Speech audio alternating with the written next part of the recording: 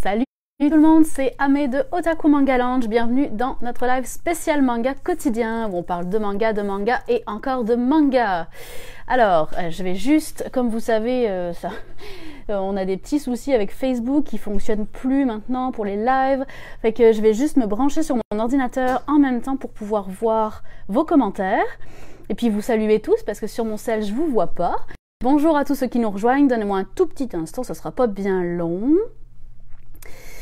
Me voilà. Alors là, je me vois en double, c'est fantastique. Donc, et surtout, vous voilà. Allô tout le monde, allô Alice, allô Charles, allô Michael, allô Louis-Adrien, Bianca, salut Bianca. J'espère que tout le monde va bien, que vous avez passé une bonne fin de semaine, longue fin de semaine. Je sais que certains étaient déçus de pas nous voir hier, mais c'était mon premier jour de congé depuis le début du confinement. Fait que j'ai vraiment pris off, puis voilà, je suis désolée de vous avoir abandonné, mais il fallait vraiment que je prenne une journée off. Donc je reviens en force. Allô Mathieu et à tous ceux qui nous rejoignent. Aujourd'hui, c'est une thématique spéciale, on parle de Josei. Je vais bien sûr attendre vos questions. Je sais pas si certains d'entre vous connaissent déjà le genre, connaissent pas du tout. C'est pas forcément la catégorie de manga qui est la plus connue. Je repars un petit peu dans l'explication de la catégorisation pour si on a des gens qui sont moins à l'aise avec toutes les catégories de manga. Donc le Josei dont on parle aujourd'hui, c'est vraiment une catégorie de manga. Puis les mangas, ils sont catégorisés en fait selon le type de public auquel ils s'adressent. Les plus connus sont évidemment le shonen et le shoujo, qui sont des gens qui s'adressent principalement aux adolescents, puisque les termes shonen et shoujo signifient tout simplement shonen jeune garçon, puis shoujo jeune fille. Alors, on trouve toujours ça un petit peu réducteur avec nos yeux d'occidentaux, mais il faut se dire que c'est déjà le genre s'adresse à un public plus large que ça, mais ce sont des termes qui ont été créés quand même dans les années 50 par Osamu Tezuka, donc on s'entend que les catégorisations n'étaient pas du tout les mêmes, il y avait un peu plus de clichés, il y a beaucoup plus de clivage aussi, notamment dans la société japonaise qui est quand même qui est quand même très conservatrice, donc d'autant plus dans les années 50. C'est sûr que quand on parle de catégories, on a gardé historiquement ces catégories-là, mais il faut pas non plus se fier à ok, les shonen c'est fait pour les jeunes garçons, moi je ne suis pas un jeune garçon, alors je ne lirai pas de shonen. Non, il faut pas faire ça, surtout pas. J'espère que vous approuvez. On a déjà eu une conversation tous ensemble sur les qui est-ce que est-ce que les genres influencent vos lectures, puis j'étais heureuse de voir que c'était pas le cas pour la plupart d'entre vous, ou en tout cas pas tout le temps. Donc aujourd'hui on parle du Josei, et donc comme je disais c'est un genre qui est un petit peu moins connu parce que c'est pas une catégorie historique. Je viens de vous parler des shonen et des shoujo qui ont été créés dans les années 50 par Tezuka. Le seinen également est une assez historique, beaucoup plus ancienne, qui a été créée, je dirais, dans les années fin 70, début 80. Après, on vous a parlé souvent avec Bianca du Gekiga, ce qui était un genre pour les adultes apparu dans les années 60. Puis le seinen a découlé du Gekiga, donc créé fin 70, je dirais, le seinen. Puis le Josei, ça fait partie de ces catégories qui sont relativement nouvelles. C'est une catégorie qui a été créée, je dirais, début 2000 à peu près. Et puis ça répondait en fait à une diversification des lecteurs de manga. Donc le Josei, le mot Josei signifie littéralement jeune femme, donc plus jeune fille comme le shoujo, puisqu'il s'adresse à des femmes plus matures. Donc en fait, ce qu'on a constaté, c'est que au fur et à mesure du temps, les jeunes filles qui lisaient des shoujo voulaient continuer à en lire, mais elles n'étaient plus forcément intéressées par les histoires où elles voulaient des sujets plus matures, traités avec plus de profondeur. Donc, on a commencé à créer des histoires comme ça, mais il n'y avait pas encore de catégorisation. Puis finalement, c'est devenu un genre tellement important, surtout avec l'émancipation des femmes au Japon. C'est devenu un mouvement tellement important qu'on leur a créé une catégorie spéciale dans le début des années 2000. Donc, ça a donné le Josei. Alors, je prends un petit peu vos commentaires. Bonjour à tous ceux qui nous rejoignent. Bonjour Anne. Bonjour Nico. Et Louis-Adrien, tu nous dis, il faut profiter de tous les genres. Le plus important, c'est ce qui nous plaît et nous intéresse. C'est ça, on peut effectivement retrouver des choses qui nous plaisent dans tous les genres. Mais je pars quand même de la définition du genre pour vous expliquer un petit peu de quoi ça parle. Donc, n'hésitez pas à me poser vos questions à propos du genre. Je vais bien sûr vous donner plein de recommandations. Je vais vous parler des différents types de Josei parce qu'encore une fois, on peut un petit peu sous-catégoriser. Puis, comme vous le savez, nous, on a créé des pastilles à Otaku. Donc, ces pastilles visent à qu'on aime les josei, qu'on aime tous les josei, idem pour toutes les catégories. Donc je vais un petit peu vous décortiquer tout ça, puis vous donner des recommandations dans chaque, mais vous pouvez aussi bien sûr nous poser toutes les questions que vous voulez concernant les josei, puisque c'est notre thème d'aujourd'hui. Anne, tu nous dis les éditions Akata n'utilisent pas de josei mais shoujo. Effectivement, on retrouvera chez les éditeurs cette espèce de vulgarisation des catégorisations. Eux, leur but, c'est évidemment de vendre le plus de mangas possible, donc ils utilisent des termes qui sont connus. Shoujo étant plus connu que josei, eh bien ils utilisent pas forcément le mot josei, ils mettent la case shoujo, mais ils ont créé en fait Akata, ils ont fait une espèce de sous-catégorie qu'ils ont appelée laissez-moi vérifier, je sais plus comment ça s'appelle, mais c'est comme une collection qu'ils ont pour désigner le josei, mais avec un mot qui est pas forcément aussi technique que josei. Donc pour un petit peu catégoriser ça de manière plus facile pour les gens. Puis il y a aussi une autre édition qui a fait ça, c'était... Attendez, laissez-moi vérifier, je pense que c'est Kiun. Oui, Kiun qui a créé la collection, je pense que vous ne le verrez pas, en plus je crois que l'image est inversée quand je suis sur mon cell, mais Kiun a créé une collection qui s'appelle Kizuna. J'ai dû, si j'avais fait mes devoirs correctement, me sur ce que veut dire, on le voit mieux ici, se renseigner sur ce que veut dire Kizuna, parce que j'en ai aucune idée. Je connais Kitsune mais pas Kizuna, mais eux c'est le terme qu'ils utilisent pour désigner les josei. Donc c'est eux qui l'ont choisi. On est d'accord ou on n'est pas d'accord avec ça. Moi j'aime bien appeler un chat, fait que chez moi c'est du josei. Alors au niveau des différentes catégories de josei, vous allez retrouver pour moi 4 catégories principales, 3 ou 4 mettons. Donc vous avez tout ce qui est comédie romantique. Alors la comédie romantique c'est un sujet vieux comme le monde, je veux dire. Tout le monde aime la comédie romantique, toutes les femmes aiment la comédie romantique, et puis les femmes sont le public cible du josei.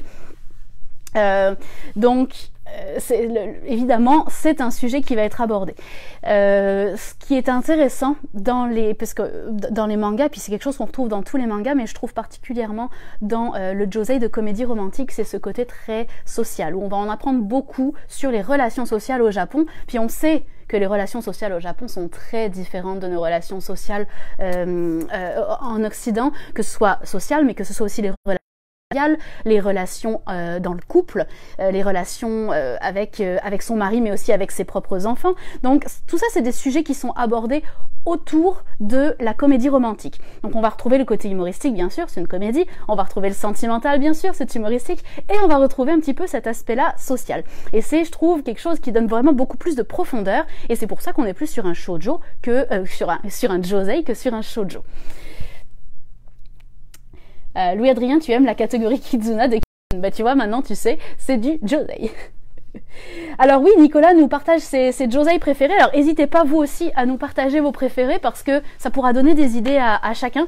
Il y en a là-dedans que je vais présenter, mais il y en a plein que je vais pas présenter. Donc n'hésitez pas à nous partager vos josei préférés, ça va me faire plaisir. Ensuite, vous avez une sous-catégorie que j'appelle, qui est plutôt historique, parce que souvent ça va se passer dans un contexte historique passé, et puis souvent également ça va être à teneur un peu légèrement, mais j'aime pas trop le mot, mais féministe, si vous voulez. Le but de cette josei là, c'est vraiment d'aller présenter une héroïne forte, qui va être un exemple pour ces lectrices, auxquelles ces lectrices voudront ressembler. Donc souvent des héroïnes fortes, déterminées, prêtes à tout pour vivre leur vie de la manière dont elles l'entendent. Et puis souvent ça va se penser dans des contextes anciens, parce que c'était réaliste dans certaines civilisations, à certaines époques, que les femmes avaient moins de possibilités dans leur vie que les hommes. Donc on le sait tous, donc c'est pour ça, ces types de josei là vont vraiment mettre en scène toujours des héroïnes très très fortes. Vous avez ensuite les josei policiers, où on va retrouver vraiment du suspense, souvent des héros qui vont être principalement des hommes en fait, même si on s'adresse à un public femme, le héros souvent des josei policiers va être un homme, mais pas toujours. D'ailleurs celui que je vous présentais, en fait les deux que je vous présentais aujourd'hui, ce sera pas le cas. Oups. Mais souvent, comment on va faire la différence entre un seinen policier puis un josei policier, ça va être avec le de l'exploration des sentiments à côté de l'histoire de l'histoire policière et du suspense, puis aussi dans la manière dont le scénario va être découpé, puis dans la manière de dessiner évidemment, parce que vous vous doutez bien, il y a aussi une manière de reconnaître les Josei par leur graphisme. Merci Anne-Lise pour nous avoir partagé Josei préféré, Reine d'Égypte, Isabella Bird, Bright Stories. Oui, on est clairement dans le genre Josei historique. Je vais vous les présenter, c'est sûr, ils font partie moi aussi de mes préférés. Et puis je vais vous en présenter, oui, Anne-Lise, je vais pouvoir te présenter d'autres Josei de ce genre-là. Fait que tu vas pouvoir découvrir plein de choses que tu vas aimer. Michael Shaw, tu réponds à Nicolas, tu dis que les morts c'est un peu plus... Oui, effectivement, c'est pas vraiment un Josei. J'étais pas revenue là-dessus, mais c'est là où il va falloir faire attention. On veut pas confondre un manga qui a pour héros une femme, une héroïne forte, et c'est pas forcément un Josei. Donc effectivement, on n'est pas vraiment sur le style Josei. Bianca, tu nous dis que la collection de Akata Josei s'appellerait Large. Ça se peut, mais je me rappelle plus. Je bug? Je bug-tu? Dites-moi si je bug. Désolée Roselyne si je bug, j'espère que c'est juste toi puis que ça sera pas long. Dites-moi bien si c'est... Sinon je vais faire de quoi pour que ça arrête de bugger. Louis-Adrien, toi c'est Reine d'Égypte, puis Bianca c'est Ayazawa. Alors Ayazawa... je vais y venir juste après parce que c'est quand même une auteure très importante. Je vais juste finir, donc je parlais des 4 catégories de Josei. Donc on a la comédie romantique, le historique féministe, on a le policier suspense, puis on a tout ce qui est plus tranche de vie, disons, qui va souvent se recouper soit avec du romantique, soit avec du policier. C'est pour ça que je disais qu'il y avait 3 ou 4 sous-catégories, parce que cette catégorie, on va la retrouver on pourra donc c'est plus ou moins une catégorie, mais je voulais catégoriser différemment aujourd'hui pour essayer de choses qui plaisent à tout le monde. Princess Jellyfish, tu aimes Mathieu? Oui, on est complètement dans les Josei, puis je vais vous en parler tantôt. Donc c'est ça, Bianca nous parlait de Ayazawa, puis Ayazawa c'est une auteure très importante parce que pour moi c'est un peu l'auteur phare, l'auteur précurseur du Josei. C'est presque elle qui a inventé le genre. Son titre phare c'est Nana. Je sais que la plupart d'entre nous suivent et je sais que Bianca en a déjà parlé beaucoup. Je vais pas forcément trop m'étendre sur Nana, mais Ayazawa a fait bien sûr plein d'autres choses. Paradise Kiss était un des monuments du Josei. Gokinjo, dont je vous ai déjà parlé aussi, il est quelque part par là, oui je le vois. Gokinjo, Vide Quartier, encore un Josei. Nana, entre autres, la vie en fait de 2 jeunes filles qui s'appellent Nana toutes les deux, qui viennent de 2 milieux complètement différents, qui sont en fait la seule chose qui les relie de base c'est leur prénom, sinon elles ont aucun point commun dans la vie, et tout commence le jour où l'une des 2 nanas emménage à Tokyo, puis va chercher une colocation, puis une des chambres dans l'appartement de la 2e nana est disponible, et donc elles vont commencer une colocation. Puis c'est toute leur histoire d'amitié, les amours de l'une, les amours de l'autre, les occupations de l'une et l'autre. Et puis ce que je trouvais intéressant, c'est que la colocation, figurez-vous qu'au Japon c'est un truc qui est vraiment pas populaire, ça se fait assez peu, en tout cas peut-être ça a changé maintenant, mais à l'époque où Nana était écrit, donc tout début 2000, c'était vraiment pas quelque chose qui était forcément très très commun. Et donc le fait de mettre en scène 2 personnages qui étaient en coloc, ça a amené comme à parler de différents sujets sociaux. Donc on était vraiment sur ce type de Josei, de Josei comédie romantique. Je vous montre un petit peu Nana à quoi ça ressemble. Je m'excuse, je sais que l'image est inversée quand on est sur les cellulaires, mais en ce moment on n'a pas le choix à cause de Facebook qui nous bloque et on sait pas pourquoi. Ce qui est cool avec Nana, c'est que qui qu'on soit comme lecteur, on est capable de on va toujours trouver un personnage à qui on a envie de s'identifier. Alors soit on est une fille puis on va s'identifier à une des 2 nanas, indubitablement, soit je vous dirai pas à laquelle je m'identifie. Je vais laisser planer le suspense. Puis soit on est un gars, puis on peut, ou même une fille d'ailleurs, pourquoi pas, mais on peut s'identifier aussi à tous les gens qui vont graviter autour de ces 2 filles-là, parce que chacun a des personnalités très très fortes et ils sont très très attachants. Beaucoup d'humour et on découvre plein de trucs en fait sur la vie de tous les jours au Japon. Donc clairement c'est l'œuvre phare de Ayazawa, mais c'est pas la seule. Elle en a écrit beaucoup, beaucoup, beaucoup. Je vais pas vous citer tout ce qu'elle a fait, elle est comme très très prolifique. On sait aussi qu'elle a beaucoup de séries pas finies.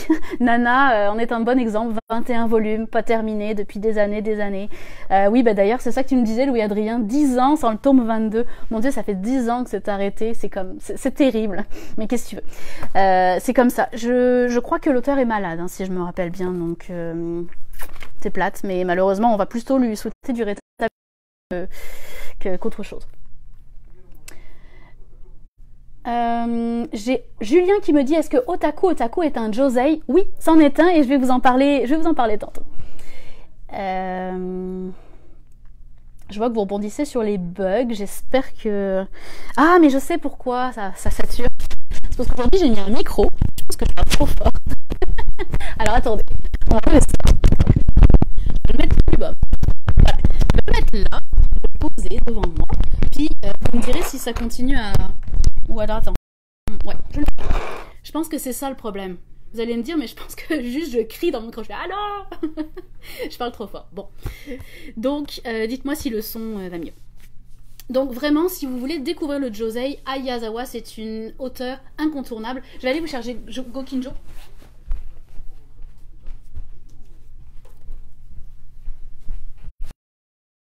Gokinjo, Vide Quartier, vraiment très cool aussi. On retrouve le même type de dessin, hein, vous voyez que ça se ressemble vraiment. Le même type d'histoire en fait, mais il faut avouer que les personnages de Nana sont tellement attachants que clairement, moi c'est mon préféré. Et ce qui est cool aussi dans les dessins de Ai Yazawa, c'est que avant d'être mangaka, elle a étudié en mode en fait. Elle a étudié dans le milieu du design et de la mode, et elle est passionnée de haute couture et tout ça. Fait que ces personnages ont toujours des juste complètement monumentales. Ça rajoute comme une petite touche très personnelle qui a été rarement imitée, parce que c'est pas souvent qu'un auteur met autant d'efforts dans les vêtements de ces personnages. On n'a pas l'impression que c'est important, mais en fait ça donne comme toute une autre dimension, et dans Ai Yazawa ça se ressent. Donc pour ceux qui voulaient se mettre au josei, Ai Yazawa c'est un incontournable. Ok, vous me dites que ça va mieux au niveau du son, cool. C'est vraiment que je parlais trop fort en fait. En fait c'est parce que vous êtes loin, alors je veux parler fort. Non, c'est pas vrai. J'ai pas 90 ans encore. Bianca, tu nous dis l'une des deux nanas est basée sur le passé de Ai Yazawa. Ah mais je savais pas, c'est cool. Et laquelle? Alors d'après vous, laquelle? Essayons de trouver. Alors honnêtement, j'en ai pas plus d'idées que vous, donc je suis sûre que Bianca va pouvoir nous rédiger tout ça derrière son écran, parce que moi j'ai hâte de savoir aussi. Moi je dirais que c'est basé, de ce que je connais de l'auteur, ce serait plutôt basé sur la première nana, celle qui, la sage, la petite blondinette, mais à voir. On attend la réponse avec impatience, Bianca. Oui, tu dis, Roselyne, le Wi-Fi dans le fond de la boutique est peut-être un peu moins bon. Oui, ça se peut. Malheureusement, je pourrais pas me déplacer aujourd'hui. Fait que ça va de rester comme ça. Donc, qu'est-ce que je pense de Ancient Magus Bride, tu me demandes, Mathieu? Bonne question. C'est vrai que j'avais pas prévu de le présenter aujourd'hui. Il est à la limite entre du seinen et du josei. C'est une œuvre qui a le mérite d'être très originale, qui a parti un peu une vague de manga très fantasy, puis très calme, très relax, avec une patte graphique très personnelle. Donc je trouve que c'est une très bonne œuvre. Et puis par contre, si on prend son pendant, L'Enfant et le Maudit, qui sont deux œuvres qui sont pas du tout du même auteur, hein, même si tout le monde croit que c'est le même auteur, mais qui sont sortis en même temps, puis qui ne sont pas en relation mais qui pourraient l'être. J'avoue que j'ai tendance à préférer L'Enfant et le Maudit, je le trouve plus original, mais Ancient Magus Bride c'est très bon aussi, puis c'est quand même lui qui a parti le mouvement, donc on peut lui rendre ça. Alors après vous avoir parlé de l'auteur phare du josei, je voulais aussi vous dire que vous savez que les mangas sont édités dans un magazine de prépublication. Donc ils sortent avant de sortir en manga papier, je vous en ai déjà parlé, hein, comme le Shonen Jump par exemple. Avant de sortir en manga papier, ils sortent dans des magazines chapitre par chapitre, qui sont des magazines mensuels, et qui sont souvent en fait, c'est eux qui sont à l'origine de la création des genres, parce qu'on veut qu'une personne qui aime, mettons, Bright Stories, elle retrouve toutes les mangas qui sont en relation avec Bright Stories, qui correspondent au même public.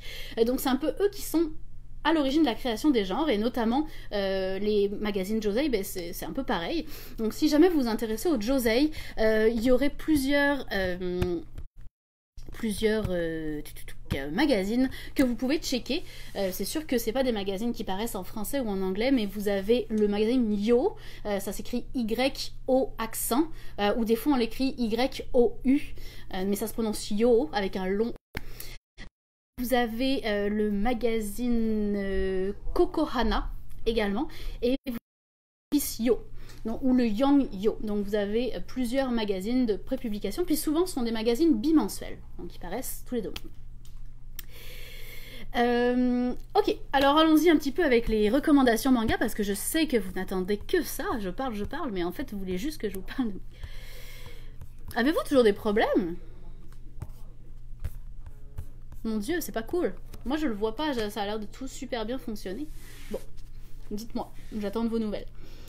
Alors, allons-y avec la première catégorie et la plus populaire aujourd'hui, c'est la catégorie des josei, donc de comédie romantique.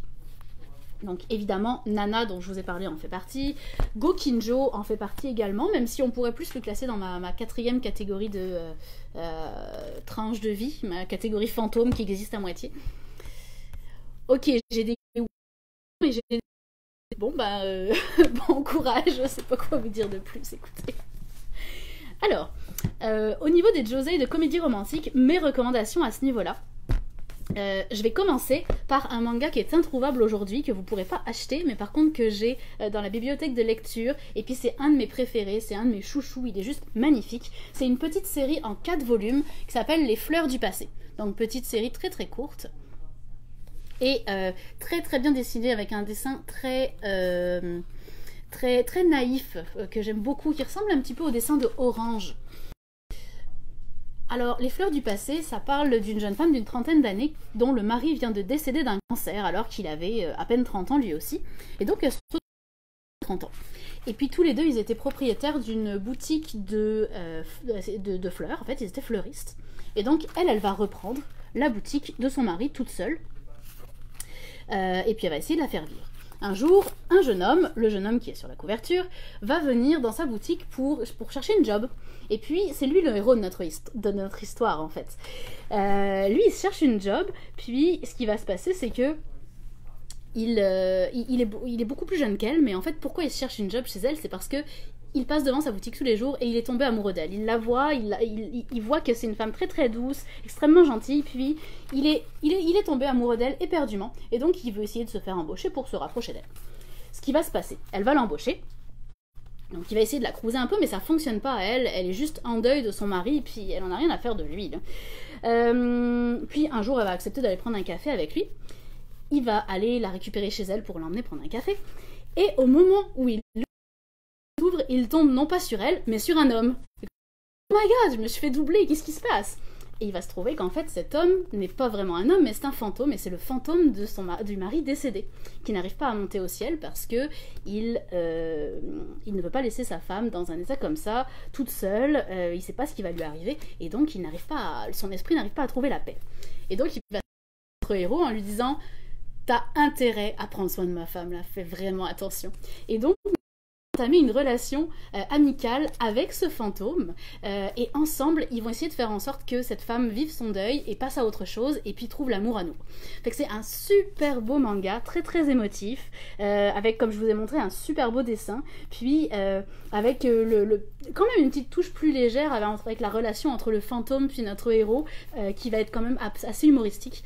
Fait que c'est vraiment un truc que je vous conseille, mais comme je vous ai dit, vous pouvez pas l'acheter, mais venez le lire en boutique dès que vous pourrez, parce que c'est un incontournable pour moi.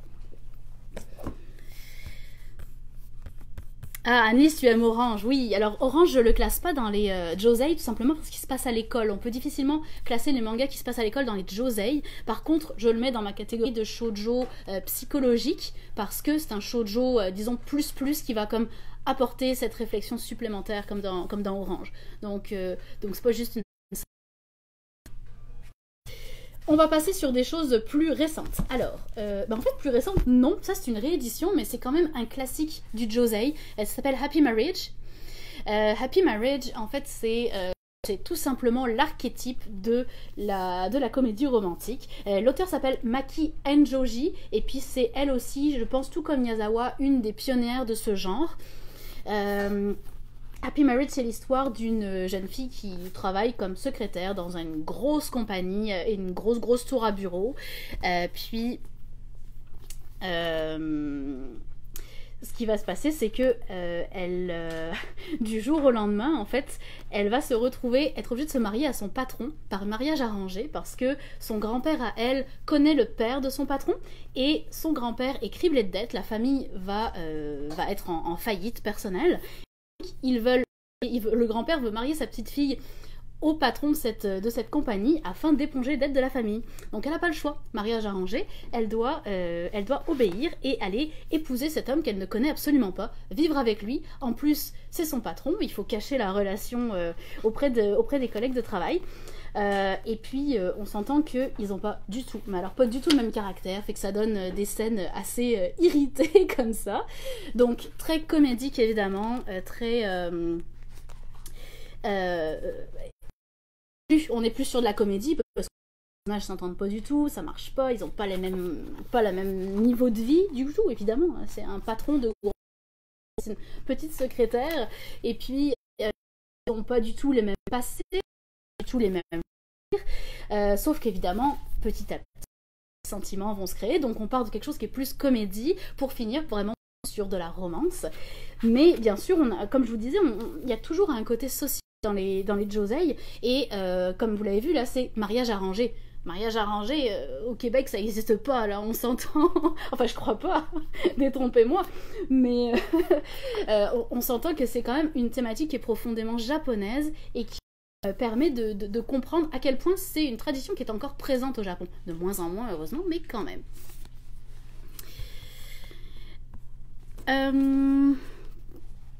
Louis-Adrien, tu dis, je connais un comics qui reprend les codes du shoujo et du josei qui s'appelle Snot Girl, ok, et qui est réalisé par le créateur de Scott Pilgrim. Ah mais c'est très cool. De toute façon, ce qui se passe, c'est qu'il y a de plus en plus d'échanges entre les œuvres japonaises puis les œuvres américaines, ça a toujours été, et puis clairement les Américains ont beaucoup de choses à prendre des mangas, et inversement les mangas ont beaucoup de choses à prendre des comics, donc c'est super intéressant de voir qu'il y a cette relation entre les deux.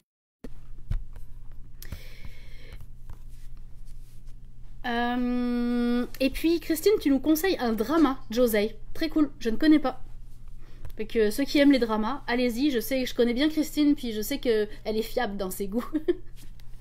Alors, on y va avec, je viens de vous parler de Happy Marriage de Maki Enjoji, donc on va y aller avec la nouvelle série de Maki Enjoji qui est Check Me Up. On reste vraiment dans le style de Happy Marriage avec une comédie sentimentale très très classique dans la mais toujours avec beaucoup d'humour, puis c'est une auteure qui sait de quoi elle parle, donc très très bien fait. Alors c'est une jeune fille qui est amoureuse d'un gars qui est devenu médecin, elle l'a connu dans sa jeunesse en fait, elle est tombée immédiatement amoureuse de lui, et elle a toujours caché sa passion.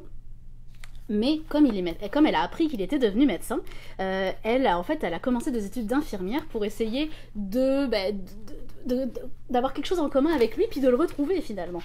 Et donc, est devenue infirmière, ayant terminé ses études, elle se fait engager, elle réussit à se faire engager dans l'hôpital où le médecin travaille, et puis elle commence à essayer de le séduire. Sauf que premier jour, elle se rend compte que ce médecin n'est autre qu'un gros rustre, complètement misogyne, et qui traite toutes les infirmières qui travaillent pour lui comme des moins que rien, et qui est complètement détesté de tout le monde. Donc, grosse déconvenue, très très difficile de se dire, ok, mon amour de toujours, en fait, ça va pas être possible, quoi. Et puis, les événements vont les rapprocher un petit peu, puis elle va se rendre compte que cet enjeu, en fait, c'est qu'une façade, et qu'il y a plein d'autres choses derrière, et que c'est un être définitivement plus complexe que ce qu'il paraît, et qu'il a aussi de très bons côtés. Donc, histoire d'amour, etc. Je sais pas de spoil, hein. Dans la comédie romantique, c'est romantique, donc il y a forcément une histoire d'amour, je ne vous spoil pas, je suis sûre. Donc ça, c'est sa série en cours, 4 volumes sortis à date, pas terminé. Je continue avec un autre classique du genre, Princess Jellyfish. On a été plusieurs dans nos lives à en parler, c'est un chef-d'œuvre et on est beaucoup plus comédie, on est romantique aussi, mais comédie, c'est vraiment le trait qui ressort le plus.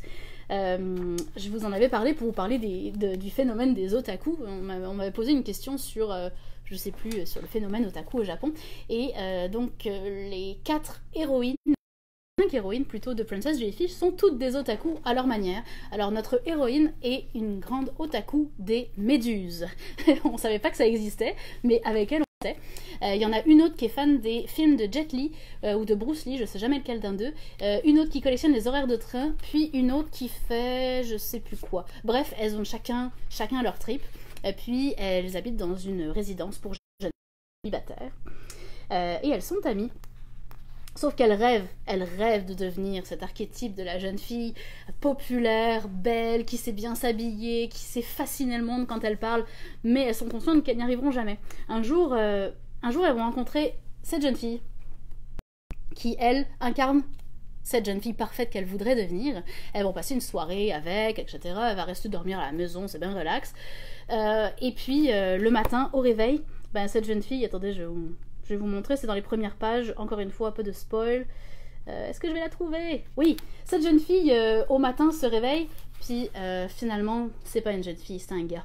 Fait là, oh mon Dieu, c'est un gars, puis il arrive à être plus féminin que nous, comment il fait? Fait là, elles vont tout faire pour que il leur devenir des jeunes filles parfaites, selon le standard japonais. Mais évidemment, ça va pas se passer comme ça. Donc très très humoristique, un grand classique du josei à ne pas manquer. Je continue avec Word, qui est en passe de devenir un classique, donc Rie Haruga, auteur dont c'était de mémoire le premier manga, en tout cas le premier traduit en français quand c'est sorti, un grand chef-d'œuvre. Perfect World, c'est à la fois une histoire d'amour, mais aussi un sujet profondément social puis complexe, qui est le handicap et comment vivre au quotidien avec une personne handicapée, et à la fois aussi, quand on est une personne handicapée, comment vivre sa vie au quotidien avec une personne qui ne l'est pas. Donc on va suivre en fait une jeune fille qui est notre héroïne et qui va retrouver un jour, étant devenue adulte, le gars qui était son premier amour, son premier chum. Ils ont connu une vague histoire d'amour quand ils étaient adolescents, mais rien de très sérieux. Ils se sont séparés très très vite. Et ce qui va se passer, c'est qu'ils vont se retrouver dans un contexte professionnel. Et lui, entre-temps, a eu un accident d'auto et il a perdu l'usage de ses jambes, il se déplace en fauteuil roulant. Et puis, à force de se fréquenter, l'amour va revenir et ils vont commencer une relation sentimentale. Ils vont s'installer ensemble et donc on va les suivre un petit peu dans leur relation au quotidien. Donc, comment les deux points de vue vont être abordés. C'est pour ça que je disais, on aborde comment c'est pour une personne non handicapée de vivre avec une personne handicapée et inversement. Donc on va voir au quotidien quels sont ses enjeux à elle, et puis bien sûr quels sont ses enjeux à lui, qui en temps paraissent pas mal plus grands comme ça quand on ne sait pas ce que c'est. Mais et donc le sujet est traité avec beaucoup de sérieux. À la fois le côté relation sentimentale est très très présent aussi, et très émouvant. Puis quand je dis c'est traité avec du sérieux, c'est traité avec du sérieux, mais pas le sérieux un peu lourd à lire, etc. C'est vraiment on dans la lecture, puis on a juste envie, on se prend de sympathie pour les deux personnages, on a juste envie que les deux réussissent à être heureux quoi qu'il arrive, et puis on va passer au travers des difficultés avec eux, on va un peu voir quel est le regard de la société par rapport à ce couple décalé, et c'est super intéressant, puis c'est vraiment émouvant, en plus le côté romantique est super bien fait. Fait que si c'est en passe de devenir un classique du josei, si vous l'avez pas lu, allez-y, c'est Perfect World. Et oui, Anne, c'est Akata. Je sais que c'est ton éditeur préféré, mais c'est vrai qu'ils font des super josei. Je continue avec quelque chose d'un petit peu plus mature, on va dire. Alors c'est Game entre nos corps, qui est une sorte de 50 nuances de Grey, mais revisité façon manga. Donc là, pour le coup, vraiment un public adulte, s'il vous plaît, disons 16+. Et donc c'est vraiment la même prémisse que 50 nuances, là où avec Ouais, lui Adrien, tu me redemandes un titre. Attends, je vais regarder ça, je vais juste terminer. Avec donc une relation un petit peu de séduction, mais en même temps de prise au piège de l'un de l'autre, de cacher sa relation, etc. Il va y avoir tout ce côté social quand même qui va être amené par le fait qu'on reste dans une société japonaise, donc il y a des codes qui sont pas les mêmes que les nôtres, mais avec des scènes plus explicites pour celui-ci, donc comme je disais, réservé à un public plus adulte. 4 volumes qui sont sortis à date, pas terminés encore. Donc c'est Game entre nos corps. Louis Adrien, donc tu dis un manga similaire dont tu as perdu le nom. Mais ça parlait de quoi? Est-ce que c'était similaire à Perfect World? Je sais pas, il va falloir que tu me donnes plus d'informations parce que là je suis pas certaine. Allez, un dernier, puis après je vous parle des 2 gros succès du moment, vous les connaissez, je suis sûre. Alors, Please Love Me. Please Love Me est très sweet, on est vraiment dans la comédie romantique pure, c'est l'auteur de Lovely Complex, gros succès shoujo, et une auteure qui est passée plus sur du josei cette fois que sur du shoujo, même si Lovely Complex était quand même pas mal josei malgré tout. Et puis, c'est l'histoire d'une jeune femme de 29 ans. Et elle est complètement désespérée parce qu'elle s'est beaucoup consacrée à sa carrière et donc elle est encore célibataire. Elle est même encore vierge, si je me rappelle bien. Je sais plus, mais en tout cas, elle a clairement pas de mari en vue. Puis, il y a comme au Japon cette espèce de pression qu'ont les femmes, encore aujourd'hui, hein, même si évidemment la situation évolue, mais il y a cette pression qu'ont les femmes qu'à 30 ans, il faut qu'elles soient mariées, puis qu'elles aient des enfants, puis qu'elles elles abandonnent leur carrière pour se consacrer à leur mari et à leurs enfants. Ça paraît archaïque, et comme je dis, évidemment, ce n'est plus toutes les femmes qui connaissent ça, la situation tend à changer, mais on va être très honnête, c'est encore le cas dans beaucoup de familles aujourd'hui.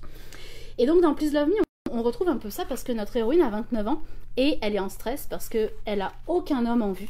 Elle a aucune idée de avec qui elle va finir, mais là, elle arrive à 30 ans, puis à 30 ans, sans la viande. Je veux manger de la viande. À 30 ans, sans mari, elle va être considérée comme une vieille fille, puis elle a vraiment peur de ça.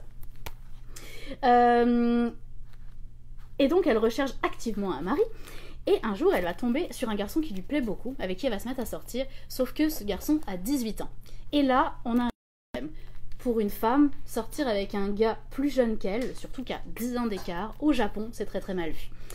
Mais en même temps, il y a quand même cette attirance, puis lui, il est très clair avec elle. Il est comme, moi j'ai 18 ans, là, je suis là pour m'amuser, puis je suis pas là pour être ton mari, puis pour être dans une longue relation. Puis elle est comme, hey, tout bad, on va y aller pareil. Mais ça fonctionne pas tout à fait comme ça.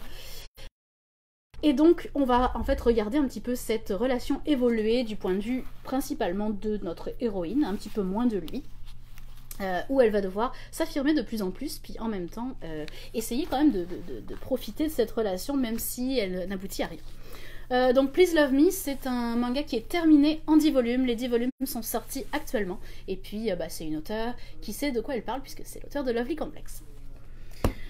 Louis Adrien, tu me dis que je t'ai parlé d'un truc qui ressemblait à Perfect World. Oui, mais je sais pas. Sur le handicap, le seul qui me vient à l'esprit comme ça, c'est A Silent Voice. Mais on s'entend que c'est un shonen, pas un josei. Je ne sais plus. Non, Anne-Lise, c'est juste que il n'y avait pas de relation avec que je mangeais de la viande, c'est juste que je trouvais l'image vraiment drôle. J'avais mangé de la viande, tu sais pas d'où ça vient. Je pense savoir d'où ça vient, mais en tout cas. Charles, tu nous dis dans Toradora le professeur est déprimé à cause de ça. Ben, je me rappelle pas de ça, mais oui, c'est clairement ça, et on se rend compte que c'est un sujet quand même assez récurrent dans les josei, et voilà, tu vois, il y a une explication.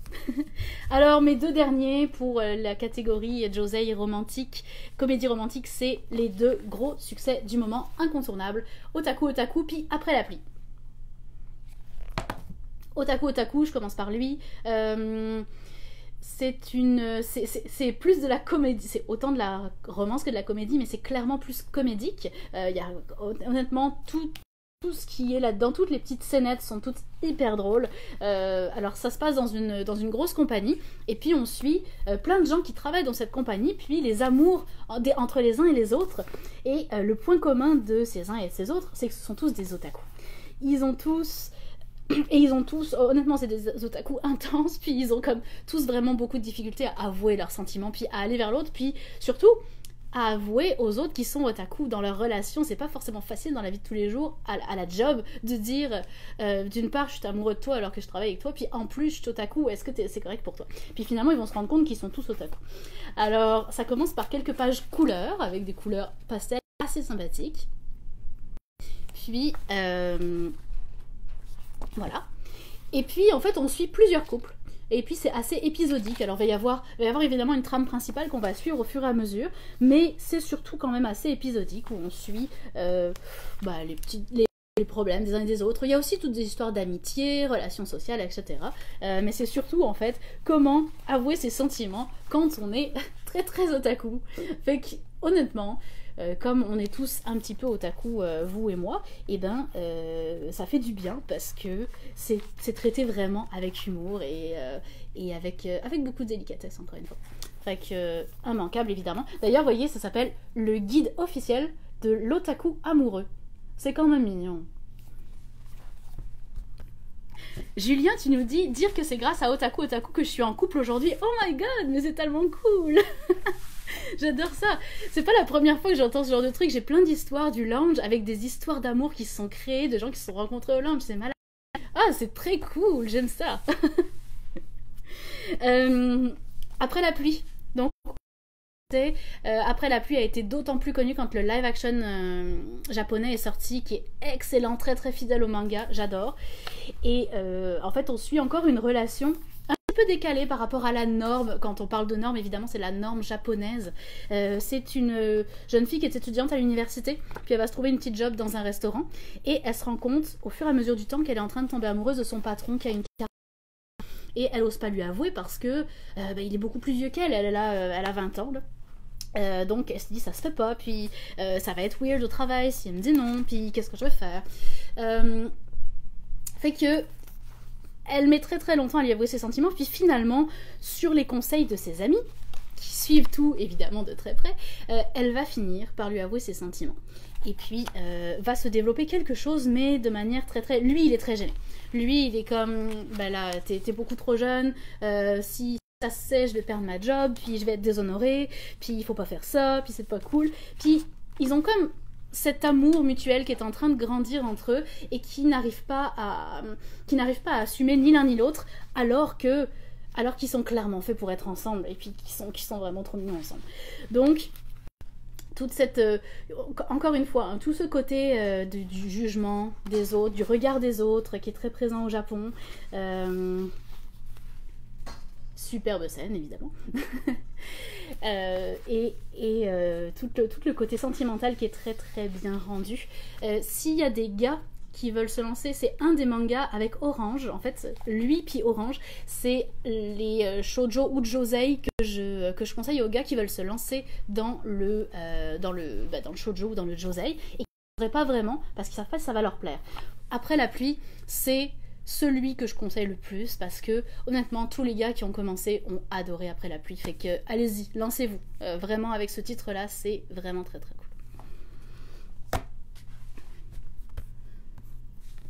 Charles, tu nous demandes pourquoi est-ce que certains mangas sont considérés comme des shonen plutôt comme des shoujo. Tout simplement, ça va être parce que soit le point de vue n'est pas le même, soit la trame narrative est très différente. Tu parles de Nisekoi, clairement on est sur un shonen parce que dans Nisekoi en plus on a un petit peu ce côté harem où le but en fait de l'auteur c'est que le lecteur puisse s'identifier au héros, au personnage principal et puisse en fait qui vit plein d'histoires d'amour et que toutes les filles aiment, etc. Donc on s'adresse plus dans ce contexte-là, ce contexte un peu harem, on s'adresse plus à un lectorat masculin. Évidemment, encore une fois, il y a plein de filles qui lisent Nisekoi et puis comme ça veut rien dire. Mais c'est pour ça que tout simplement le Nisekoi est un shonen. Voilà. Alors, je continue avec ma deuxième catégorie de josei, qui sont les josei historiques slash féministes. Le gros classique là-dedans, c'est Bright Stories. Bright Stories qui est un des mangas avec lesquels j'initie les gens qui ne connaissent pas du tout le manga puis qui veulent se lancer en tant qu'adultes, qui ont un peu peur parce qu'ils ne savent pas, trop quoi, qu'est-ce qu'ils vont trouver là-dedans. Je choisis souvent Bright Stories parce que justement ça ne se passe pas au Japon. Donc il n'y a pas besoin d'avoir tout le bagage de la culture japonaise pour comprendre Bright Stories. Ce qui fait la force de Bright Stories, sont absolument malades. Donc je vous montre ça. Alors ça se passe en Perse ancienne. Et puis on suit une jeune femme qui va être mariée par mariage arrangé à un jeune garçon qui a seulement 12 ans, alors qu'elle en a 20. Et donc c'est évidemment un mariage pour réunir deux familles et essayer d'enrichir les deux familles. Et le truc c'est qu'eux ils vivent dans un village qui est très très éloigné de son village à elle. Et donc elle va devoir prendre son petit bagage, puis partir pour rejoindre cette famille qu'elle ne connaît pas, pour marier un jeune garçon qu'elle n'a jamais vu et qui pourrait être son petit frère. La tante, elle va très bien être accueillie dans cette famille, puis elle va très bien s'adapter jusqu'au jour où ses parents vont lui trouver un meilleur mari d'une famille plus riche, et donc ils vont vouloir l'arracher à cette nouvelle famille une nouvelle fois pour faire un mariage meilleur pour la famille, entre guillemets. Donc ils vont essayer de l'arracher, puis c'est là qu'elle va se rebeller et dire non, moi j'ai été adoptée par cette famille, puis je suis vraiment bien ici et je veux rester et faire... Donc l'histoire est vue à la fois au travers des yeux de cette jeune fille, et ensuite on va un petit peu basculer, et le point de vue va être à travers les yeux d'un journaliste britannique qui est venu en fait pour faire pour écrire un livre sur les peuplades de la Perse, et qui donc va aller de village en village, puis il va un peu rencontrer tous les habitants, étudier leur... donc il va y avoir tout le côté sentimental, parce que au fur et à mesure qu'ils vont grandir, puis il va forcément y avoir des sentiments qui vont se développer, mais surtout le côté relation familiale, amitié, tout le côté très émouvant, bref, c'est super beau, et c'est un incontournable, c'est Bright Stories. Je profite de Bright Stories pour vous parler de Shirley, qui a été réédité récemment, et qui est la première œuvre de Mori, qui est le de Bright Stories. Annelise, tu dis, cette page de ce manga est carrément... C'est clair, j'aime tellement ça. Édition grand format. Alors moi qui suis grand format, pour Bright Stories, il faut vraiment acheter la grand format parce qu'elle est malade. Donc Shirley, première œuvre de jeunesse de Kaoru Mori, donc l'auteur de Bright Stories, comme je le disais, terminée en 2 volumes, qui a été réédité récemment. Alors c'est sûr que c'est une œuvre de jeunesse, donc au niveau des dessins, c'est moins travaillé que Bright Stories, mais on retrouve vraiment le style de l'auteur. Et là, ça se passe dans l'Angleterre victorienne. Et en fait, on va suivre une jeune fille. En fait, on suit ce sont plusieurs petites histoires qui se passent toutes dans l'Angleterre à cette époque, et qui vont en fait parler des relations entre les domestiques puis les aristocrates. Je ne parle pas des relations amoureuses, je parle vraiment des relations sociales pour le coup. Ça commence avec une jeune fille qui vient de la campagne, puis qui veut se faire engager comme domestique dans une riche famille auprès d'une dame assez âgée. Bon, pas tant âgée là, mais plus âgée qu'elle en tout cas. Et donc on va un petit peu suivre la vie de cette fille, comment elle va s'adapter à sa patronne, comment est-ce que sa patronne va un peu la prendre sous son aile comme si c'était sa fille finalement. C'est des super belles histoires, puis comme je disais, c'est plusieurs petites histoires courtes, et c'est terminé en 2 volumes. Donc si vous aimez Bright Stories, à découvrir. Le manga qui a révolutionné le genre, Bright Stories pour moi, mais Arte a vraiment fait découvrir le genre josei historique, parce que c'est avec lui que vraiment ça a commencé à être super populaire. Donc Arte, c'est l'histoire d'une jeune fille. Alors ça se passe dans la Renaissance, à la Renaissance en Italie, à Florence, et c'est l'histoire d'une jeune fille issue de la bourgeoisie. Son destin, comme toutes les autres femmes de la bourgeoisie, c'est de se marier avec le mari que ses parents lui auront choisi pour faire des bonnes alliances dans la famille, et de vivre pour servir. Or, cette jeune fille a beaucoup de caractère et elle refuse ce destin. Elle est passionnée par la peinture, et tout ce qu'elle veut, c'est gagner son indépendance, et pour ça, en fait, gagner sa vie grâce à la peinture. Alors, elle va un jour s'enfuir de chez elle, son matériel, son nécessaire à peinture, puis elle va essayer de se chercher un maître artisan, parce qu'en fait, à cette époque, pour devenir un peintre, c'est un peu comme si c'était peintre agréé par le gouvernement, genre, pour devenir un vrai peintre agréé, puis avoir le droit de vendre des tableaux, il faut d'abord avoir suivi un apprentissage avec un artisan peintre agréé, et donc elle va se chercher un maître.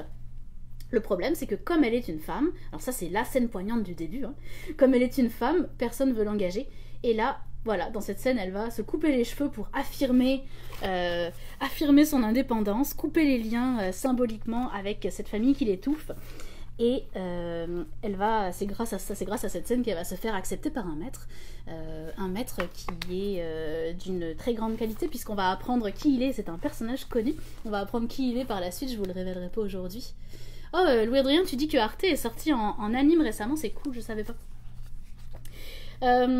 Donc c'est ça. Suivre la vie de cette jeune fille et sa rébellion dans l'Italie de la Renaissance. Donc c'est Arte. Arte donc a été le premier gros succès Josei de historique, qui a vraiment parti cette tendance qui est encore très actuelle aujourd'hui, et par la suite qui a confirmé cette tendance, il y a eu Reine d'Égypte. Alors, reine d'Égypte, on suit Hatshepsut. Hatshepsut, c'est la première souveraine d'Égypte. Alors, c'est pas la première femme de pharaon. Évidemment, tous les pharaons avaient des femmes, mais elle n'était pas autorisée à régner. Et elle n'était pas autorisée à gouverner le pays. Et Hatshepsut a été la première qui a dit « Non, je ne me plierai pas à mon mari. C'est moi qui suis la fille de la famille royale. C'est moi qui suis... qui est l'hérédité, qui est le pouvoir par hérédité. Toi, tu n'es que mon mari et je gouvernerai à ta place. » C'est la première qui a dit ça. Et donc, il fallait quand même du courage à l'époque, je pense. J'ai l'impression que ça bug de votre côté, je suis pas sûre, mais j'ai l'impression que je vois plus grand-chose. Dites-moi si je me trompe. Bon, je continue au cas où ça marche, mais j'ai l'impression que c'est vraiment pas terrible au niveau de la qualité. Alors, je continue donc avec Reine d'Égypte. Donc on suit donc cette femme qui va dire non à son mari et qui va gouverner l'Égypte pour la première fois. Donc Reine d'Égypte, vraiment à connaître. Je continue avec Isabella Bird. J'aimerais bien que quelqu'un me réponde pour me dire si ça fonctionne. Ça fonctionne-tu? Ah ben c'est bon, je reçois vos commentaires. Ah ben c'est cool. Bah excusez, c'est juste de mon côté que ça a l'air de bugger dans ce cas. Ah oui, ça arrive. Je pense que ça a bugué, puis là ça recommence. Ok, donc je passe sur Isabella Bird. Isabella Bird, c'est une femme exploratrice britannique qui a vraiment existé, qui a écrit un livre sur ses explorations au Japon, dans le nord du Japon. Et donc ça, c'est le manga qui est tiré de ses écrits. Et on reste vraiment, comme vous le voyez, hein, dans le style très très Josei au niveau du dessin. C'est très très beau, c'est très féminin.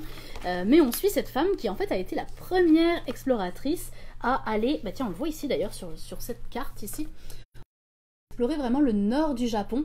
C'était des terres complètement inexplorées où personne n'était jamais allé.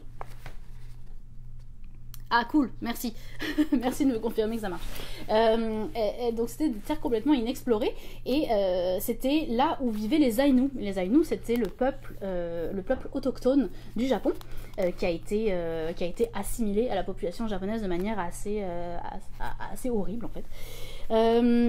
Et donc Isabella Bird a été la première exploratrice à rencontrer les Aïnous et à étudier leur mode de vie et ramener plein de témoignages dans ses bouquins. Donc un super beau manga avec vraiment de l'aventure parce qu'on va la suivre, partir à l'exploration pas dans la jungle là, mais dans la forêt et tout ça. Puis à la fois il y a un côté très romance aussi, je vous révélerai pas avec qui ni pourquoi. Et puis en même temps Isabella Bird est quand même une fille très attachante parce qu'elle est extrêmement maladroite et ça lui confère je dirais un côté plus humain parce qu'elle a l'air tellement géniale, cette fille, elle a l'air tellement surhumaine que ses maladresses font qu'elle a l'air un petit peu plus normale. Ça a l'air d'être moins un génie. Mais en tout cas, donc Isabella Bird, vraiment beaucoup d'aventures là-dedans. Et puis c'est pas mal ça pour terminer sur les Josei historiques.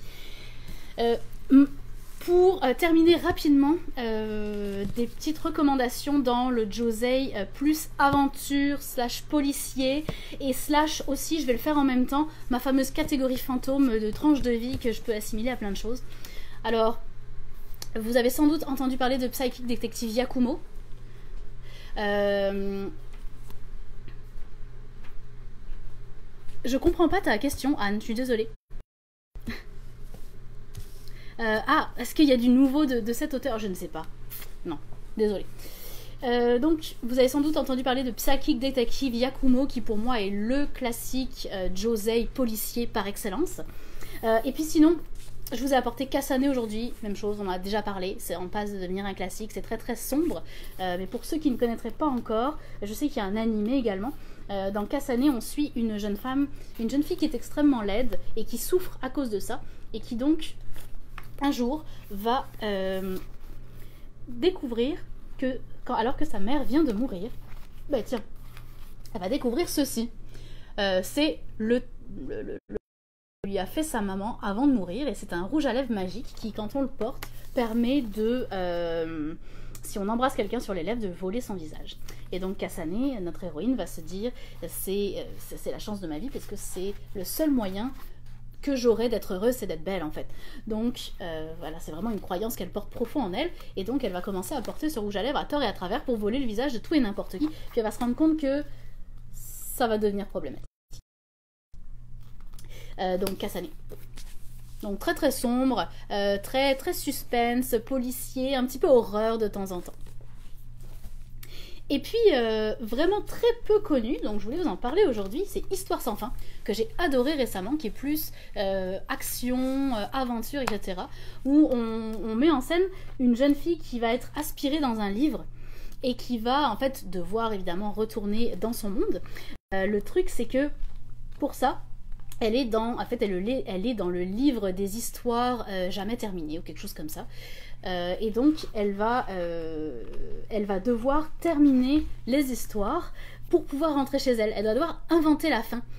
Ce qui est cool dans Histoire sans fin, c'est que le livre en lui-même, le manga, est en fait pris comme un support, comme si c'était dans ce livre-là, comme si nous on était l'héroïne et qu'on était aspiré dans ce livre, et à chaque fois qu'on tourne les pages, c'est comme si elle les tournait. Ou alors quand elle se retrouve aspirée dans le livre, elle nous voit nous en tant que lecteur et elle pense qu'on est Dieu, genre. Fait que super belle mise en abîme, très très cool. Et ce qui est cool aussi, c'est que comme notre héroïne a un caractère de cochon, bah, elle va se retrouver constamment du côté des méchants, sans le vouloir, et donc elle va faire en sorte que les méchants gagnent et qu'elle puisse rentrer chez elle grâce à ça. Avec beaucoup d'humour, beaucoup d'aventure, et puis c'est un manga qui est tout en couleur. Voilà. Fait que j'ai beaucoup parlé. Ce qui fonctionne pas, il y a comme plein de trucs bizarres dans mon Facebook, je sais pas si vous êtes encore là, mais c'est là-dessus que je vais vous laisser, parce qu'il est déjà tard et que j'ai beaucoup parlé de Josei, parce que Josei. Fait que merci beaucoup pour votre attention. On va se retrouver demain pour un autre live non thématique. Fait que je vous souhaite une bonne soirée à tous. Bye bye.